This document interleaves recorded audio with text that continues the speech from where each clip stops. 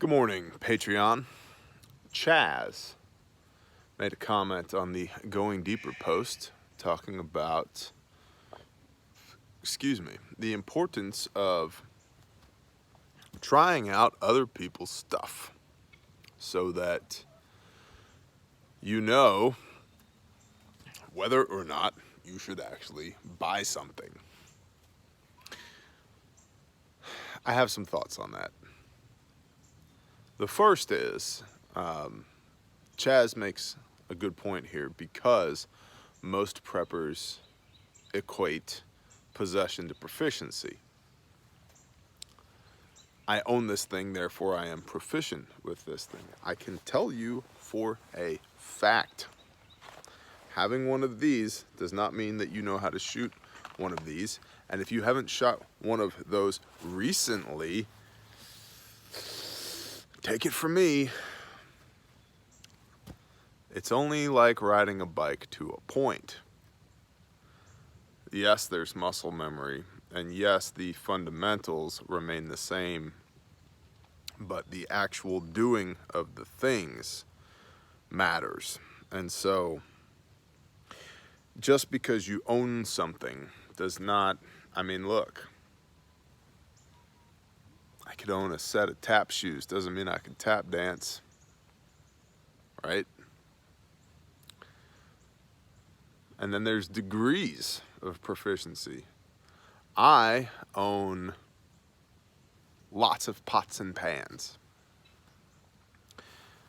Given the same equipment and the same ingredients, if I was over here and Oki Storm Chaser was over here and we both had to cook a meal with the same equipment, the same ingredients, the same amount of time, if we were having Iron Chef Oklahoma edition, Oki would win because he's done it a lot more than I have, right? So it's not just the equipment. But that being said, part of being prepared is stockpiling material goods, including the equipment that you're going to use to interface with your environment with. So, what's the best bushcraft knife? Whatever. And that's the danger of stuff.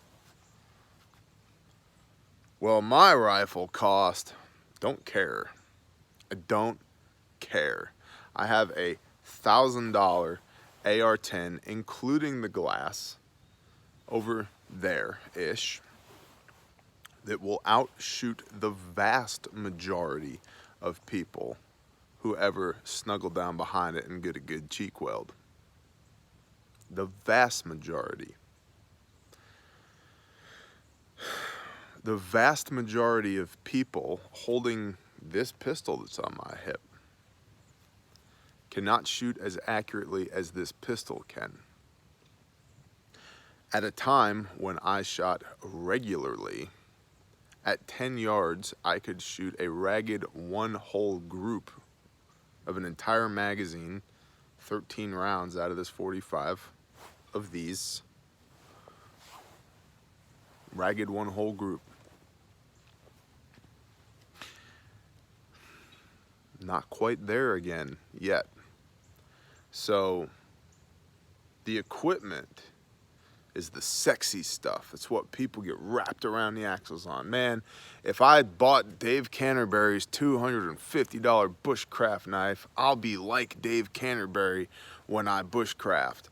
Dave Canterbury can go to a swap meet and get a $3 old-timer, full tang kitchen knife and do better with it in the wilderness than the vast majority of people are going to do with a $1,000 custom-made bushcraft knife.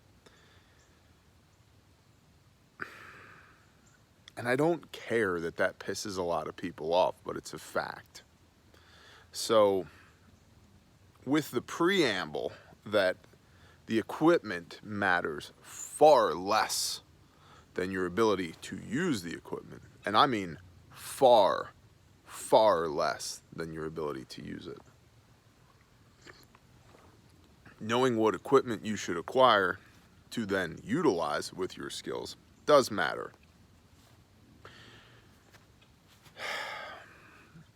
One of the things that we do as a tribe, and you guys have been along for the ride, I think we did a pretty good job of bringing y'all along for the ride this year. And, you know, next year, maybe we'll do an even better job. But we keep feasts. And without going down the spiritual side road of why we do that, and for anybody who is interested who doesn't know yet, just watch the YouTube channel. Got entire playlists built around the Bible readings that we do. And one of the more recent videos called Walking in Torah, I think I did a pretty good job of illustrating the why we do that, what we do and why we do it, and then giving examples biblically, Old Testament and New Testament, of these things being done by especially the early church. But I digress. As part of keeping the feasts, we spend a lot of time together. I just made a t-shirt on Teespring based around Sukkot 2019, which is, the t-shirt says, "Praise Yah and pass the ammo," which is a take on the "Praise the Lord and pass the ammunition," which was a phrase from World War II. Allegedly, some guy who was on an aircraft carrier at Pearl Harbor said that. Not aircraft carrier, I don't remember. Anyway, praise the Lord and pass the ammunition. Praise Yah and pass the ammo. So we spend a lot of time together camping. Sukkot is 8 days of camping. And shooting, we collectively, as a tribe, shot thousands upon thousands of rounds in 8 days this past Sukkot. And I shot lots of other people's guns. I shot Hobie 909's pistol, and I shot Hunter Seeker's pistols, and they shot, or Hunter Seeker's wife shot my wife's pistol, and I shot somebody's SIG, somebody's SIG, Hunter Seeker's SIG, and Brother Alex's 12 gauge, and Brother Cody's 12 gauge, and somebody else's 12 gauge, and lots of people shot somebody else's 50 cal, and we shot 22s and 45s and 9mm and 380s and blah, blah, blah, blah, blah. And so you get to, you know, hold in your hand, how does this work for you, right? Lots of the women in the tribe got to shoot my wife's 20 gauge. One woman that I know of after this, Shalom, sister, I know who you are, but I'm not going to OPSEC you, bought a youth model 20 gauge after Sukkot, because guess what? She got the tribe one. How interesting is that? Another sister, I believe, will be acquiring a Walther PK380 based upon her experience shooting my wife's Walther PK380. And so that's cool because it saves you a lot of money and time to be able to try out somebody else's stuff and go, how does it fit my hand? Can I shoot this well? How much did it cost? How's the reliability been? Do I like it? Will it interface with my other systems? Am I gonna have to buy this thing, find out I hate it, and then sell it again? Blah, blah, blah, blah, blah, blah, blah. So, recommended.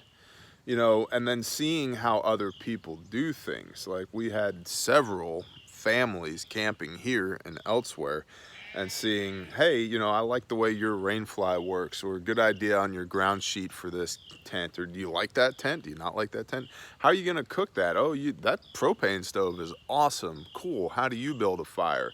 Hey boys, here's how you take a tarp and 4 sticks and a piece of paracord and make an impromptu shelter out of it. Thanks, Uncle Hobie. So forth and so on. And so a big benefit of doing what we do is, and by what we do, I mean tribes and feasts, is that the time that we spend with each other, the time that we spend doing these things, that we can lean on each other as a subject matter expert. And hey, I've got a guy that is just the bomb with commo. What do I need? And bring it from here down to here. I don't need to know that, you know, or for example, the average person doesn't need to know that you're going to have to program all of your channels for each radio in your DMR radio handset. And is it DMR Mark, or is it just straight up DMR, or is it this, or is it that? Is it the Yaesu variant of that? And then am I on a hotspot, or am I on a working through a repeater? And those things are different, and doesn't matter. I mean, to the commo guys, it matters, and I can grasp these things ish, but for somebody who says, I got $100, I want to buy a radio, which one should I buy? You just saved that person a lot of time and effort and confusion and frustration because you're the commo guy, right? And so yet another example of we are awesome. It's not that I'm awesome or you're awesome or that guy over there is awesome. We are awesome because of the collective of information here. And that's one of the things that I try and foster here, is the conversation down in the comments, as well as the forums at bearindependent.com. And you see, the forums are pretty much secret. We don't talk about them on YouTube because I don't want a bunch of S-heads on there messing up my forum. But we do occasionally talk about it here on Patreon. And so I would encourage you to go to the forums at bearindependent.com if you do need to know, hey, I really want to get a Sega 12 gauge, what do you think? Well, it works good with high brass ammo, but not so good with low brass ammo. And you need to make sure that because it's a piston driven gun, that you have the gas setting on the piston set appropriately if you're shooting a low impulse, low brass, like a birdshot, versus a high brass. And then the 15 round drum is good, but you can't leave it loaded all the time because it will deform the shells that are in there, and blah, blah, blah, blah, blah. And so that's a digital facsimile of a physical tribe and the experiences therein on the internet that we're trying to foster, that we are fostering. And when I say we, I mean y'all, because I have next to nothing to do with it. And that's intentional. And then, so lastly, if you don't have a tribe and therefore can't lean on somebody else for subject matter expertise within your tribe, where are you going to go to get those things? You can go to prepper shows and swap meets. You can watch videos like this one and other channels. You can watch gear reviews. For better or for worse, I have had very good commonality of opinion with Nuttin Fancy, Lieutenant Colonel Nuttin Fancy, United States Air Force, retired. It has been my experience that when he reviews a piece of equipment and says, this is a good weapon, when I then get my hands on it, I go, huh, good weapon. I remember Nuttin said the same thing. When he says, man, this thing's a piece of junk, I get my hands on one, I'm like, this thing's kind of a piece of junk. Not always, we do disagree on some things, but by and large, I trust the man's opinion. So, but much like Reagan, trust but verify. And so you can gather information that way from whomever your trusted gear reviewers are, but nothing beats having your hands on it. And so once again, this all comes back to having your group of people. That, you know, Bob over here loves running the Beretta 92 FS and he swears by it, but Sally's not a big fan. Why? Because it's a 32-ounce pistol. So for Sally, yes, the recoil impulse is much less because it's a 9mm that weighs 2 pounds, but just trying to hold it at full extension, she's doing this. So that's going to be a problem for her. And so having those common experiences and learning from the group and learning as a whole is highly valuable. I think y'all know this. And so really what we should be doing here is encouraging y'all to go do these things together. Spend time with your team and cross-train. And it could be as simple as, I mean, frankly, I had a negligent discharge out of Squid's Beretta 96, which is I believe it's the 96, is the 40 cal variant of the 92, you know, the M9 handgun. The reason, now I was pointed in a safe direction as always. The trigger, he had a custom gunsmith trigger in it, was so damn light. I was low ready, taking up just testing the trigger, taking up the trigger select, nothing. No, it's not there. It doesn't exist. It was boom. I was like, oh crap. He's like, oh yeah, I forgot to tell you, it's not a stock trigger. Thanks, bro. Well, now I know, right? I'm not proud of it, but hey, you know, blemishes and all, you know, now you know. Be careful of that. Think about that. So why you always keep the gun pointed in a safe direction, downrange, yada, yada, yada, yada, yada. But it was a learning opportunity for myself and for everybody else that was there. You know, shooting together as a tribe, learning opportunities. I mean, I've talked about it before and I'll talk about it again. I was embarrassed when I went to Shofar Mountain and shot with Pastor Joe and Brother Cody. And I was like, man, I shoot better than this. No, I don't. I am capable of shooting better than this, but currently I don't shoot that well. Why? Because I haven't practiced it lately. And so, again, bringing it back around full circle, get with your people and go do the things, and then you can learn from each other. And I'm not a gear snob. My favorite bushcrafting knife is a $15 Mora. It's not a $250 Tops knife. Now, the Tops knives are sexy as hell. I love them. I really do. But I'm like, I'll buy 2 Moras, that'll be 30 bucks, and then I'll buy $220 worth of buckets, rice, and beans, and I'll be good. So if my one Mora breaks, I've got a backup, but I've also got another $200+ worth of food. Y'all know me. I think bushcraft is cool, but I think in a lot of ways it's used as a fantasy. People just want to go play in the woods and they use it for escapism.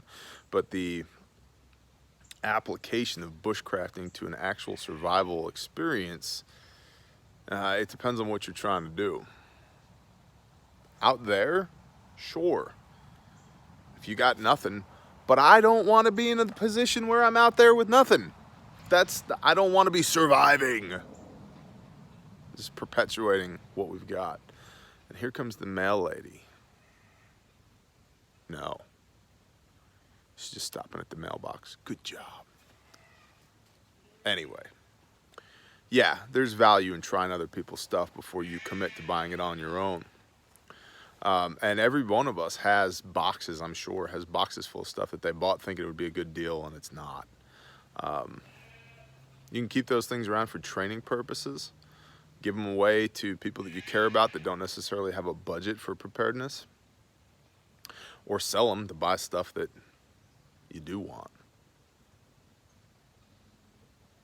Chaz, thanks for the question, man. It just always comes back to do the things, doesn't it? So I encourage you, Patreon, go do the things.